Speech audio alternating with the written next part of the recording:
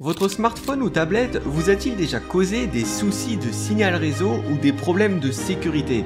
Dans ce cours de formation, nous allons voir ensemble comment résoudre les problèmes les plus courants des systèmes d'exploitation mobile et améliorer la sécurité de vos applications.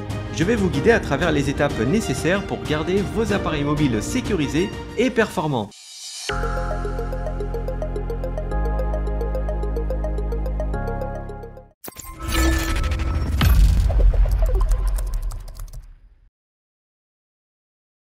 Dans ce cours, nous allons voir comment résoudre des problèmes d'OS sur des téléphones mobiles et on parlera aussi de la sécurité des applications. Vous avez sûrement déjà passé un sale quart d'heure à cause d'un smartphone, ce qui arrive généralement à tout le monde. Nous allons voir les symptômes les plus courants qui sont à l'origine de votre problème et comment trouver une solution.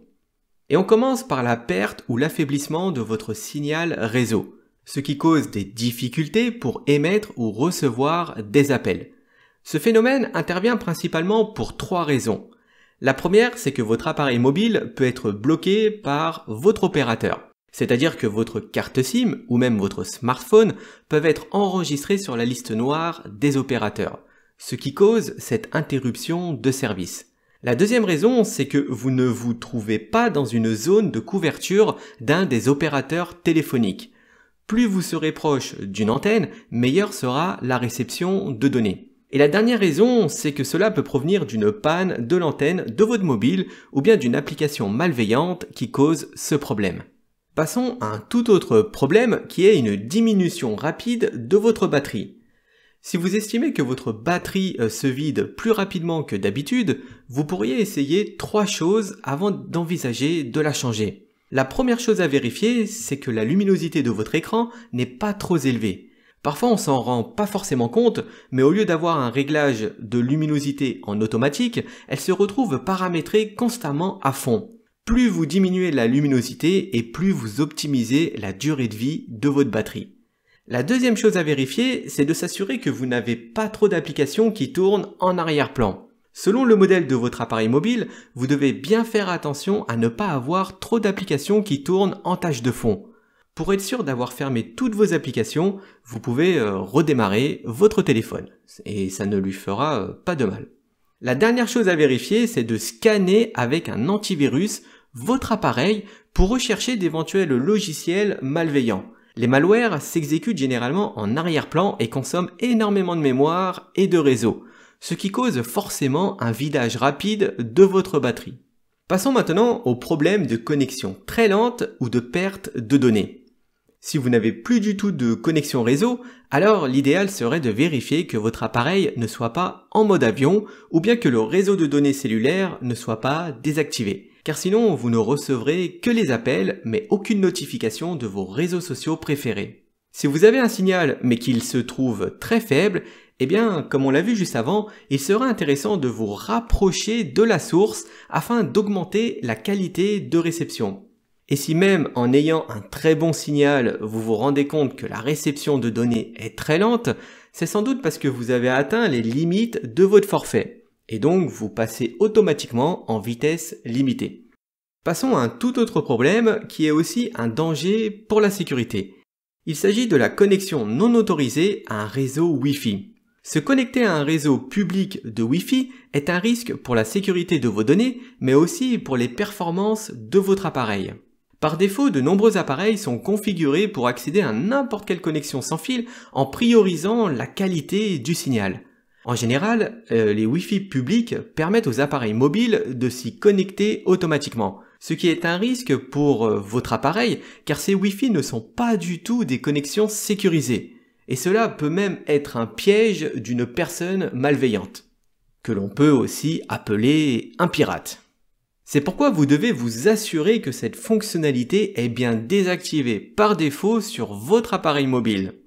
Passons à un problème similaire qui est le couplage Bluetooth non autorisé. Même si le Bluetooth est décrit comme un type de connexion à très courte portée et à faible consommation, il peut aussi être vulnérable.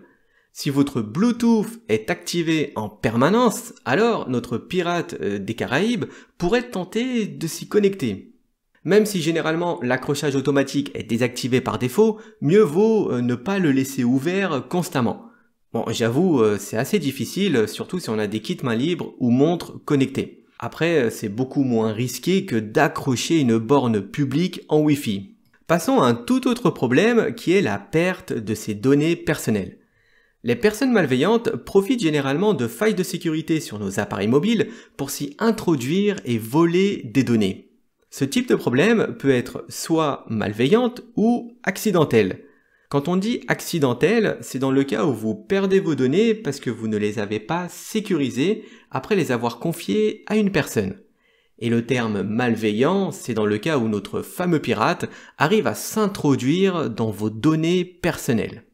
Pour éviter de perdre vos données ou que l'on vous les vole, vous pourriez mettre certaines choses en place, comme activer le cryptage de vos fichiers à l'aide d'une application, afin que vos données ne puissent pas être lisibles par une personne mal intentionnée. Vous pouvez aussi activer des options pour verrouiller et effacer l'appareil automatiquement en cas de perte, ou bien d'éviter, comme on l'a vu, de vous connecter à des réseaux Wi-Fi ouverts ou publics, ce qui est très dangereux. Et si vous tenez vraiment à vous y connecter, eh bien dans ce cas, il serait intéressant plutôt d'utiliser une connexion VPN qui nous permet de rester anonyme pendant votre navigation sur Internet. Et la dernière précaution, c'est de désactiver les services de partage de votre connexion Wi-Fi ou Bluetooth s'ils ne sont pas utilisés. Passons à la surconsommation de données.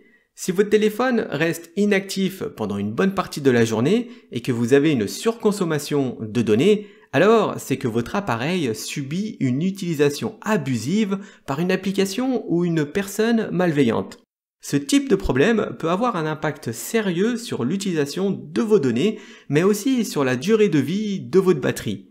Pour contrôler l'utilisation de votre consommation de données, vous pourriez activer sur votre mobile une limite sur l'utilisation de votre connexion Internet.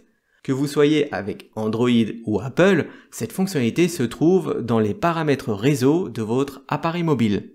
Voyons maintenant les problèmes d'accès non autorisé à votre compte. Une personne mal intentionnée qui arrive à récupérer vos identifiants de connexion peut extraire tout un tas d'informations sur votre vie privée ou professionnelle. C'est pourquoi, comme le dit le dicton « mieux vaut prévenir que guérir », vous devez vous assurer d'avoir un mot de passe qui se respecte. C'est-à-dire d'éviter tous ceux qui sont faciles à deviner. Et encore mieux, l'idéal, c'est de mettre en place une authentification à double facteur qui vous permet d'empêcher l'accès non autorisé à vos comptes de réseaux sociaux, bancaires ou tout autre compte auquel vous pouvez accéder via votre appareil mobile. Parlons maintenant du GPS de votre appareil mobile qui est capable de déterminer exactement votre position à quelques mètres près. Pour éviter que d'autres applications prennent l'usage de votre GPS, vous pouvez simplement demander à le désactiver dans les paramètres de confidentialité de votre mobile. Et le dernier point que l'on va voir dans ce cours concerne l'utilisation abusive de votre caméra et micro sur votre appareil mobile. La caméra et le microphone de votre appareil peuvent être utilisés par une tierce personne pour vous surveiller. Même si cela reste utile dans le cas d'un contrôle parental, à moins que vous soyez sous tutelle, vous devez faire attention quand vous installez une application qui ne fait pas partie de Google ou d'Apple Store. Il est possible de détecter ce type d'accès non autorisé en examinant la consommation de vos ressources et en particulier celle de votre bande passante Internet.